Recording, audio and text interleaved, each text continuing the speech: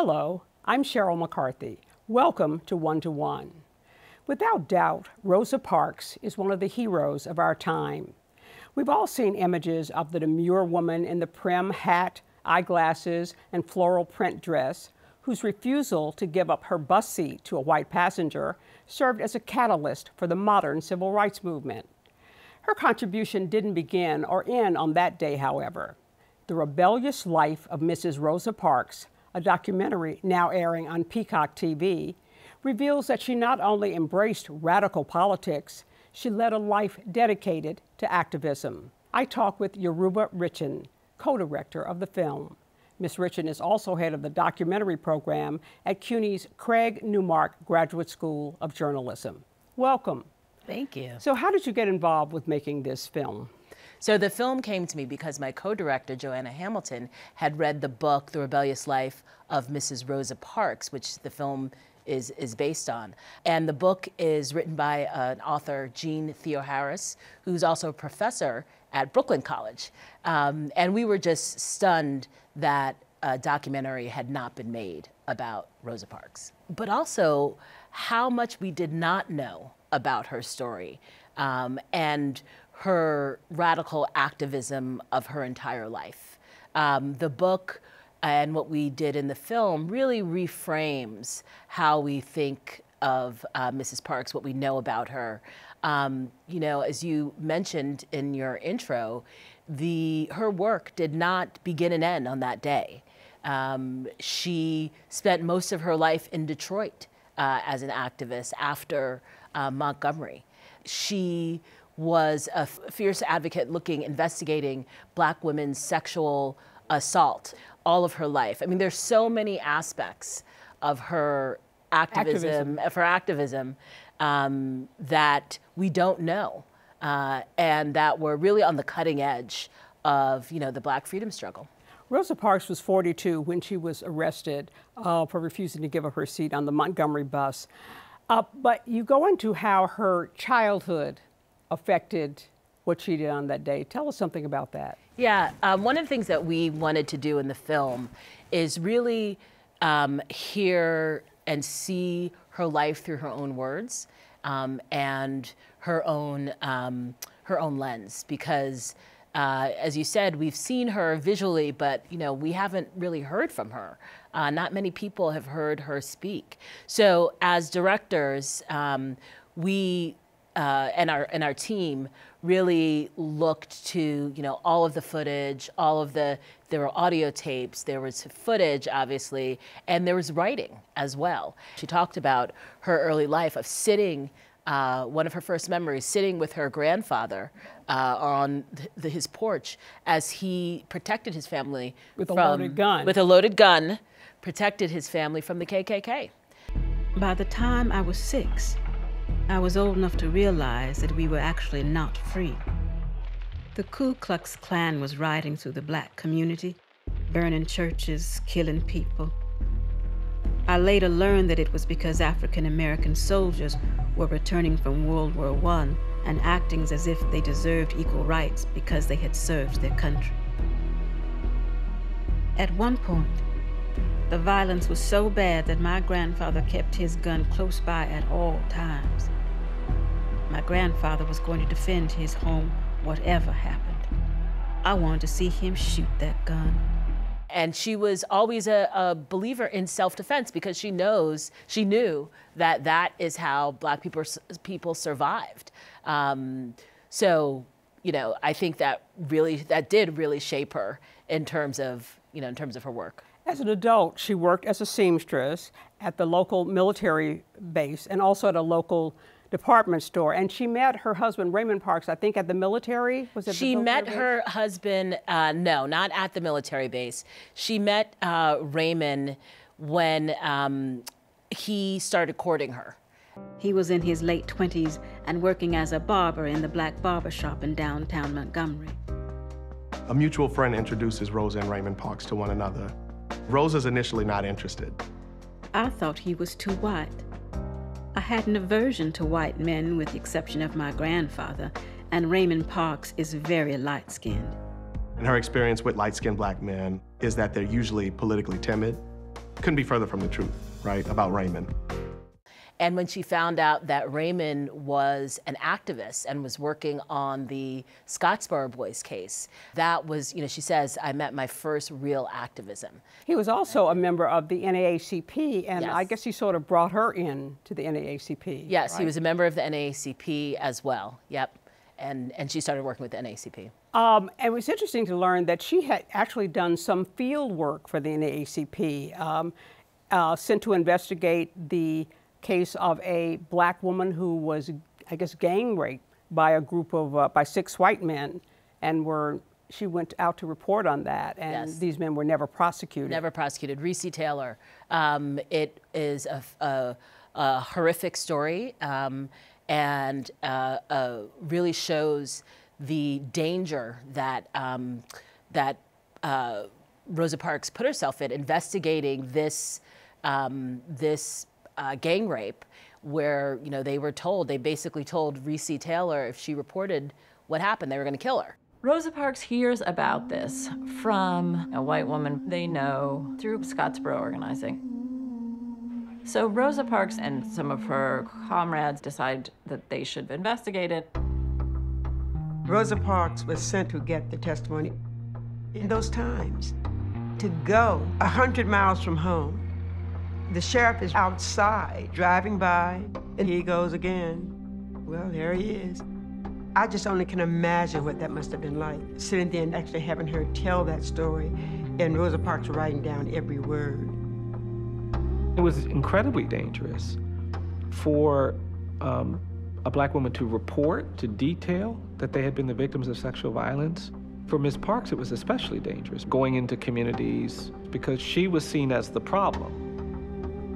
In collaboration with several other activists, they'd go as far as to take out an ad in the local newspaper in order to let people know what had taken place and to place pressure on law enforcement to do something. And it never happened. She had also had an experience where a white man tried to force himself on her, correct? Yeah, she wrote about this, and where she had an experience where a white man tried to force himself on her, and she, you know, talked about how she was going to resist this and how she would never submit. She'd die first. She'd die first, right, before submitting to this. Now, the Montgomery NAACP was a rather weak organization at the time, and you had a lot of middle-class blacks who said, oh, well, you have to be patient, you don't want to be militant, you don't want to demand too much. And then they got a new president, E.D. Nixon, who really stressed the importance of blacks registering to vote. Now, she had had a hard time trying to get registered to vote herself. That's right. It took 3 times, I believe, for her to be able to register. So she had that experience, and she was very frustrated with the Montgomery NAACP in the 1950s, with the slow pace, with the acceptance that she felt of the status quo. And it's very interesting, you know, to understand that we also have class divisions in our black community, in our community, and different strategies, different ways that people think, you know, we can achieve justice. And she felt that they were going too slow. Now, she was not the only black person who had, you know, been jailed or fined for, you know, taking so-called white seats on the buses. There was another black woman, Claudette Colvin, she was 15, was arrested for that. But the NAACP did not think she would make that she'd be a good plaintiff or a good witness in that kind of case. Probably because she was dark-skinned, she was pregnant, she didn't have good hair. It seemed like the NAACP had been working for waiting for the right plaintiff to come along. And you have Rosa Parks. She's light-skinned, she's attractive, she's a respectable married woman. My question is, go ahead. Well, I was just going to add to that. First off, she actually wasn't pregnant at the time. Oh. So that's one thing to clear up. But also, too, she was feisty. She was outspoken. Right. And that was another, you know. This is Claudette Colvin. Claudette right, Colvin, right. Yes. Okay. And so that was another, you know, they thought, and she was young. Okay. And so that was another reason why they didn't think she'd make a good plaintiff. A question, Was Rosa Parks, her resistance on the bus, was this planned ahead of time, or did the NAACP just step in after she had done it? So, you know, it's funny. Through the writing and through, you know, what she says in interviews, the understanding that we have, I mean, she had confronted bus drivers before. This was not a new thing for her. And also, too, just as an aside, it was very interesting to me to learn that confrontations on the buses had been happening for decades with Black people. I mean, if you think about it, this is where, you know, we have one commentator say this is where citizenship rights were being fought. And, you know, oftentimes they were women because the women were taking the buses to and from work. So it's a long history. And so she had these confrontations on the bus before. And I don't think it was necessarily planned in that, okay, you're going to do it. It doesn't seem like it was planned, you're going to do it on this day. But that the NAACP had been looking for someone. Right. And when this happened, she knew, she, you know, agreed to be the test case. I had finished my day's work. And by the time I walked to the bus, there was one vacant seat which I took. It was on the third stop when this man got on and was left standing. The front of the bus was reserved for white people, the back of the bus was reserved for Black people, and then there's the middle. And the middle is kind of a no man's land that Black people are entitled to sit there, but on the whim of the driver, could be asked to move. By the terms of Alabama segregation, all 4 people in her aisle will have to get up for this one white person to sit down. The driver said, "Y'all better make it light on yourselves and let me have those seats." I could not see how standing up was going to make it light for me. I thought back to the time when I used to sit up all night and my grandfather would have his gun right by the fireplace. As I sat there and waited to be arrested, didn't know whether I would be manhandled or hurt physically or what would happen. The policeman approached me. He said, "Why don't you stand up?" I said, "I don't think I should have to stand up." And I asked him, I said, "Why do you push us around?" He said, "I do not know, but the law is the law and you're under arrest." Following her arrest, the boycott started on December 1st, 1955, and lasted, I think, was 13 months. It was a marvel of planning, I thought. You know, the way the Black community arranged for people to get to work, you know, brought out all of these cars and, you know, which the boycott wouldn't have been possible if they had not arranged all of that. And of course, Martin Luther King steps in to be the cheerleader for the boycott. And the NAACP also initiated at that time, a lawsuit against the segregated buses, which it won. And that was the end of the segregated buses in Montgomery. The boycott had a really difficult, terrible effect on Rosa Parks' family, right? And herself, yes, for sure.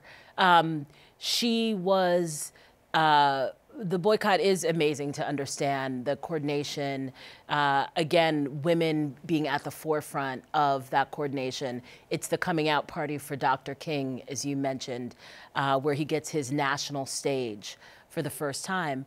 And Rosa Parks, you know, takes this brave action that precipitates this whole thing, but she doesn't get, after the boycott ends, she is not offered a job. She was fired. She just wasn't offered. She was fired from her job. Yes.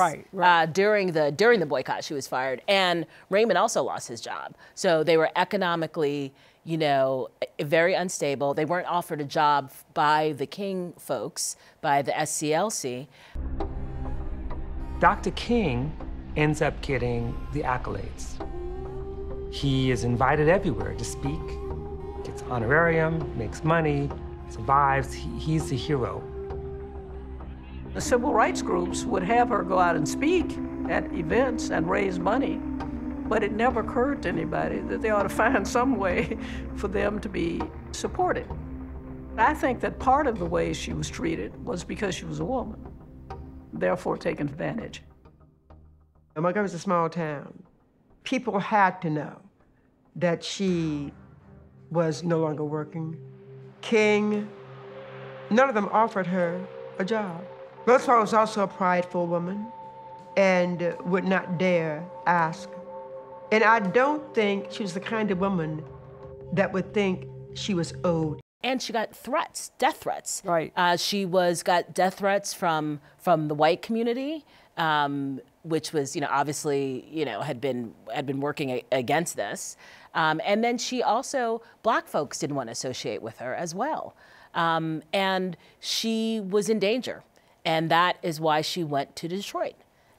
She went to Detroit because for her safety.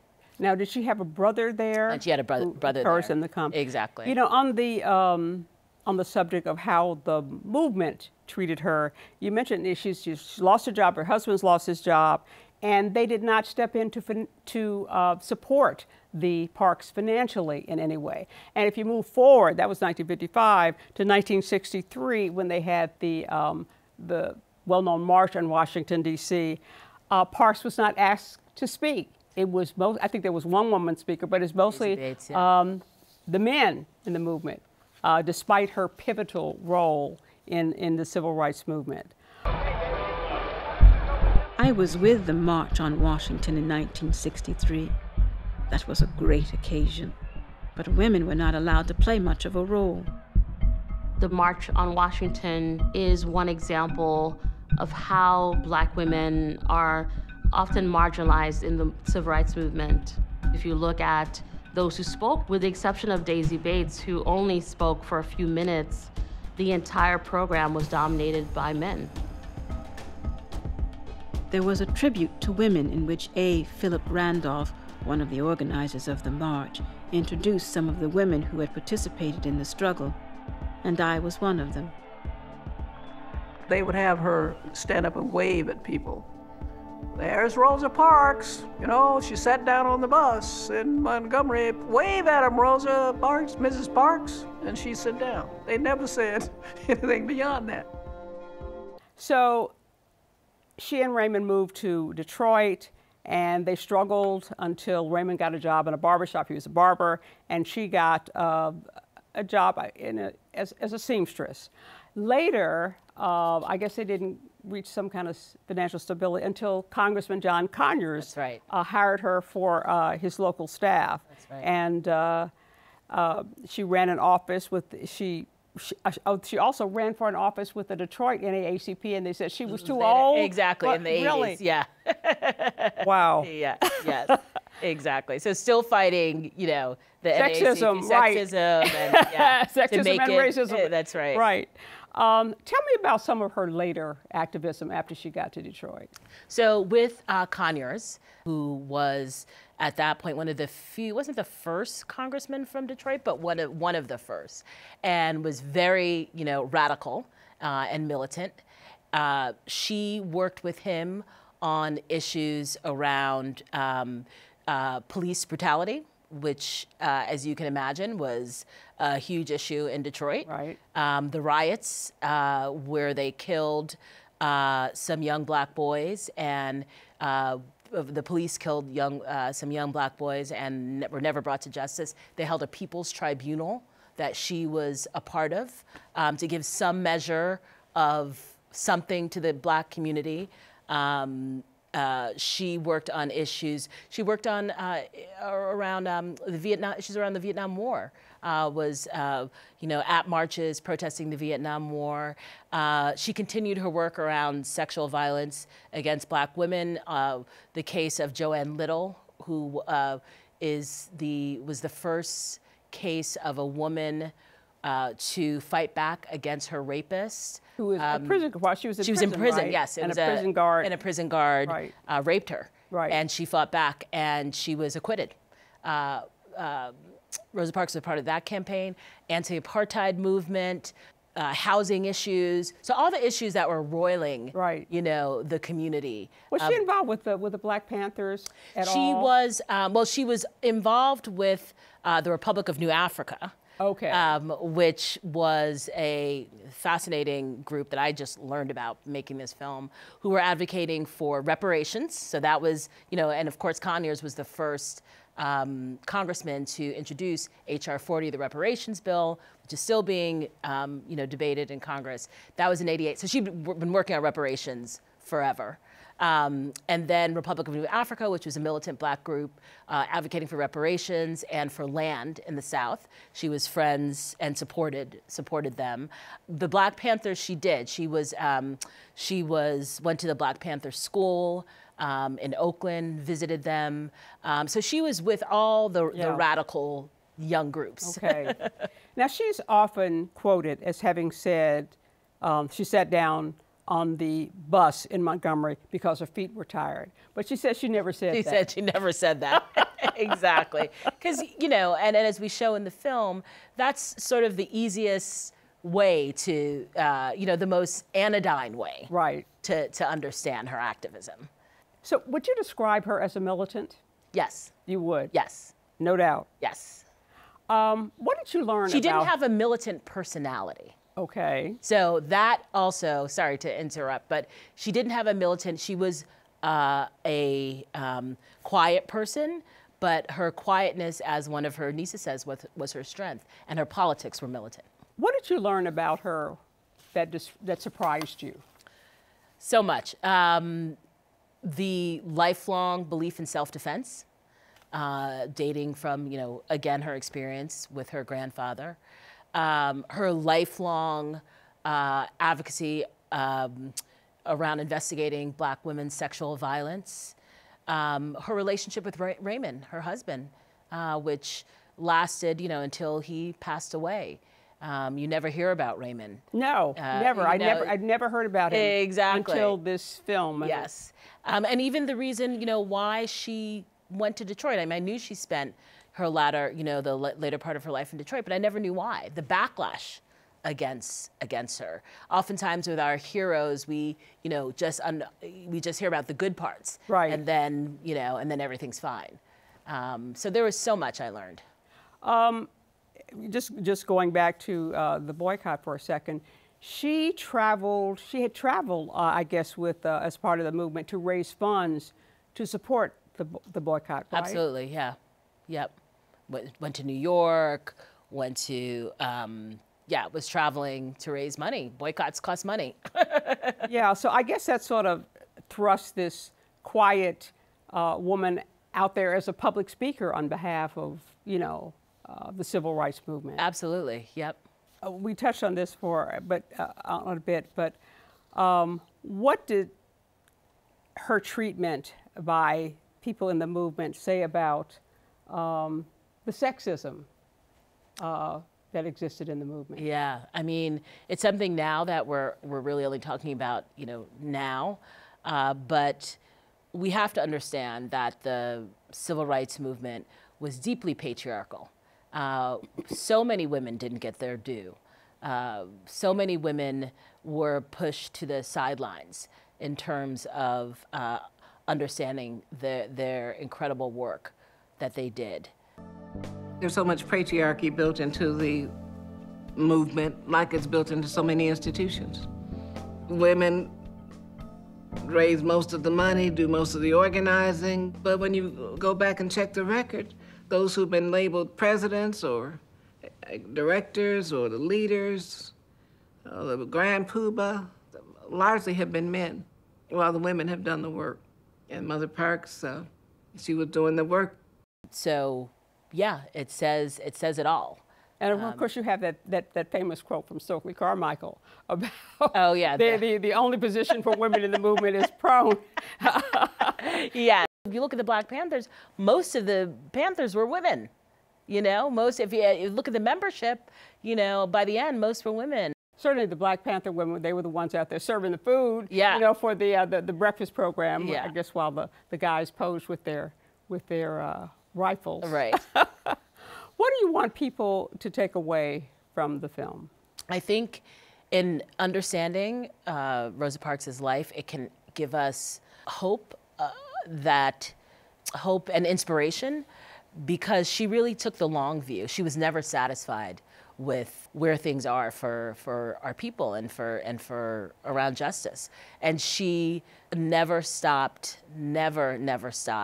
her activism. And I think that is, that is inspiring, especially in these times when, a lot of us can feel pessimistic about where things are, the repeating of history, all of that. So that's, one of the main things that I hope people get from the film. And people who want to see the film can see it on Peacock. On Peacock. It's streaming on Peacock, yes. Well, thank you for making it. Thank you. I'm afraid we're out of time. I want to thank Yoruba Richen, head of the documentary program at CUNY's Craig Newmark Graduate School of Journalism and co-director of the Rebellious Life of Mrs. Rosa Parks for the City University of New York. And 1 to 1, I'm Sheryl McCarthy.